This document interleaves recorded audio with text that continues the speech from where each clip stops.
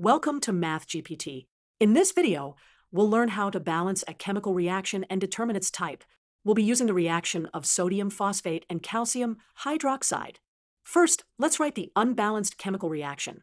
Sodium phosphate plus calcium hydroxide forms calcium phosphate and sodium hydroxide. Now, let's balance the elements one by one. We'll start with sodium. Sodium shows up in sodium phosphate on the left and sodium hydroxide on the right. There are 3 sodium atoms in each unit of sodium phosphate, so we'll need 3 units of sodium hydroxide to balance. Let's write a coefficient of 3 in front of sodium hydroxide. Next up, calcium. Calcium appears in calcium hydroxide on the left and calcium phosphate on the right. We need 3 units of calcium hydroxide for each unit of calcium phosphate we'll make, so we'll write a coefficient of 3 in front of calcium hydroxide. Finally, let's balance the phosphates.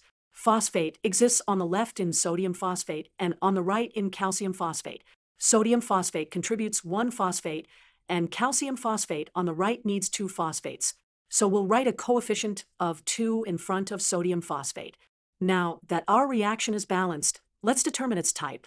In this case, the reaction is a double replacement reaction. Sodium and calcium in their original compounds are swapping places with each other.